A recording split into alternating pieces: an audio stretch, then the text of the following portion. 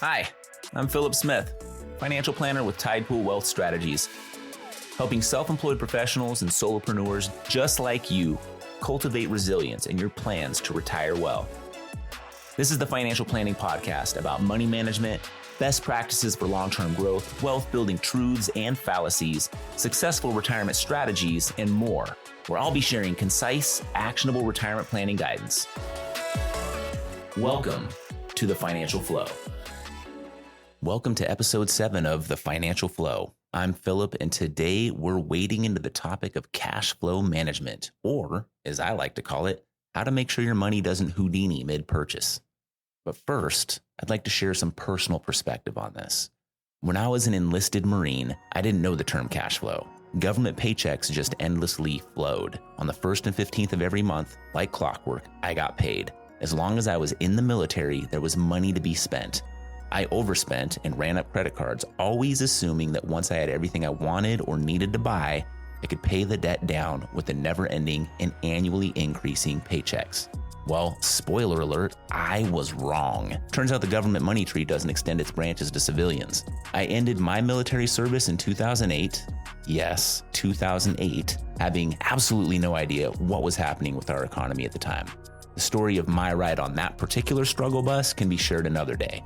But needless to say, coming out of that period, I realized how important it was to live within my means, to be attentive to the money coming in and going out of my bank account, what we refer to as cash flow. Cash flow management is the backbone of any successful business, and it's a core element of personal financial health. As a business owner, managing your cash flow ensures that you can cover your operational costs, invest in opportunities to grow, and handle unexpected expenses without breaking a sweat. It's about keeping your business afloat and thriving instead of constantly scrambling to make ends meet. But it's not just about your business, it's about your future too. Good cash flow management is foundational to saving for your retirement.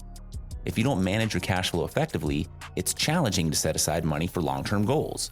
Retirement might seem distant, maybe even unlikely, but the sooner you start planning and saving, the greater the possibility of a comfortable and secure future. For the self-employed, this is like a 2-for-1 deal. You're cash flowing both your business and your personal financial health. So let's talk about budgeting first. Here are some practical tips to get you started. First, set clear goals. Know what you're budgeting for. Is it saving for a big purchase like new equipment, or are you just trying to make sure you can cover your monthly expenses without the quote-unquote too much month at the end of the paycheck anxiety? Or are you simply building a cash reserve to be prepared for your business cycle's low tide? Now, second, create a monthly budget. List all your income sources and your expenses. And yes, this includes your coffee habit. Get granular. Compare this to the credit card transactions that you have and your bank transactions. And don't forget to account for things that occur annually or biannually, like licenses, registrations, permits, auto insurance. Seeing everything laid out can really be an eye-opener. Next, categorize your expenses. Break down your expenses into categories like fixed costs, such as rent and utilities, and your variable costs like marketing or travel. This helps you to see where you might have some wiggle room. A fourth tip, which I've referenced in a previous episode, is to use budgeting tools. Now, I've previously shared some budget app ideas in episode 6, and they can simplify this process and even make it kind of fun. Well, as fun as budgeting and keeping track of your spending and savings can be. And here's one more tip for budgeting. Try implementing the 50-30-20 rule. Have you heard of this? A bit more sophisticated, but it can be highly effective. Allocate 50% of your income to needs like rent, utilities, groceries, etc. And then 30% is going to be used for your wants. So dining out, entertainment, a new phone. Then the remaining 20% is used for savings and debt repayment. The 50-30-20 structure helps ensure you're not only covering essentials, but also saving for the future and enjoying life today.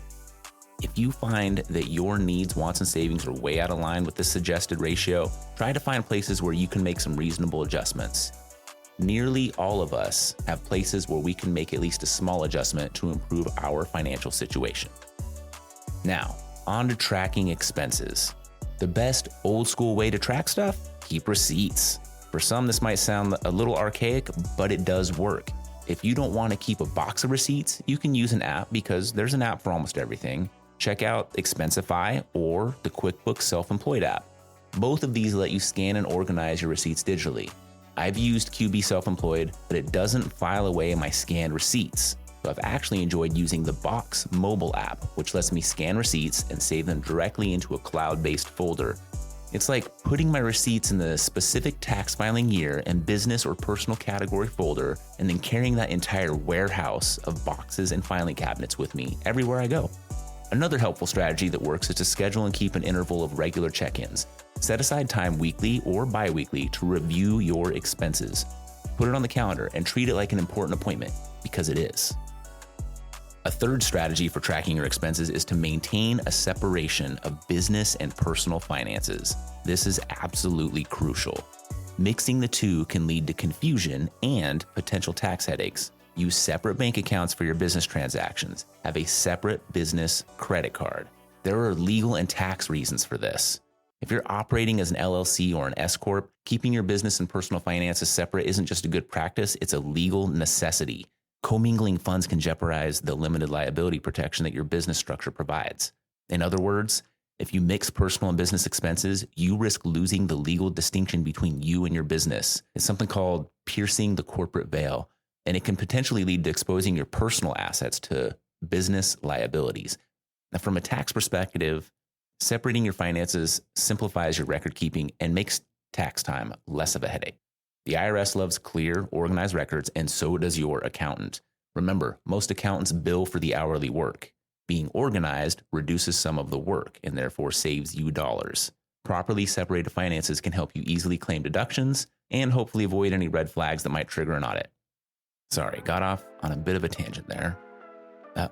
Last strategic tip: automate where possible.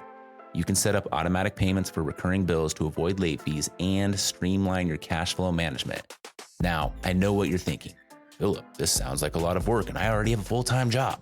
Well, if you weren't doing these things already, you can probably just continue to wing it.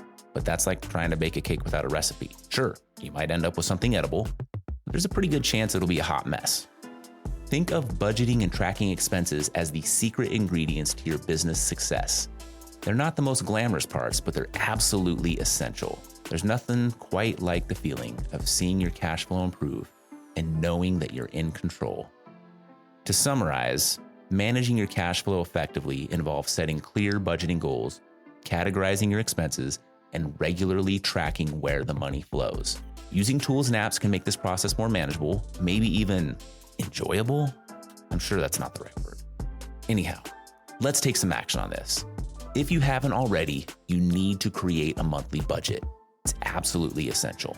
This week, set aside some time to list your income sources and all of your expenses. You can use a budgeting app to help you organize and track everything. If you already have a budget, review your finances and ensure that business and personal finances is such a specific word. If you already have a budget, review your finances and ensure that your business and personal financials are separate. Separating your finances is important. If you haven't already, open a separate bank account for your business transactions. This will help you keep your personal and business finances distinct, simplifying your bookkeeping and protecting your personal assets. A third way to take action this week is to set up regular expense check-ins. Schedule weekly or bi-weekly time to review your expenses. Use this time to categorize your spending, ensure you're sticking to your budget, and make any necessary adjustments. Consistent monitoring will keep you on track and help you avoid financial surprises. It's just like maintaining a healthy lifestyle. When you aren't attentive to it, complacency sets in. Next thing you know, you can't remember the last time you did a push-up, all of your curls for the week involve a donut, and you find that your pants are participating in shrinkflation. Kind of feels like mine are right now. It's real. That's just real life. Anyhow, thank you for tuning into this episode of The Financial Flow, brought to you by Tidepool Wealth Strategies, where I talked about hot mess cakes and donut curls, and hopefully you took away something useful about cash flow. If you found this podcast at all helpful, please like, subscribe, share with your friends. Until next time, stay resilient and plan to retire well. It's disclosure time. This podcast is intended for educational purposes only, should not be used for any other purpose. The views depicted in this material should not be considered specific advice or recommendations for any individual, are not intended to be financial, tax, or legal advice, and do not represent Tidepool Wealth Strategies or Cetera Advisor Networks, LLC. For a comprehensive review of your personal situation, always consult with a financial, tax, or legal advisor. Neither Cetera nor any of its representatives may give legal or tax advice. Our office address is 450 Country Club Road, Suite 350, Eugene, Oregon 97401. Securities and advisory services are offered through Cetera Advisor Networks, LLC, a broker-dealer, registered investment advisor, and member of FINRA and SIPC. Cetera is under separate ownership for any other named entity.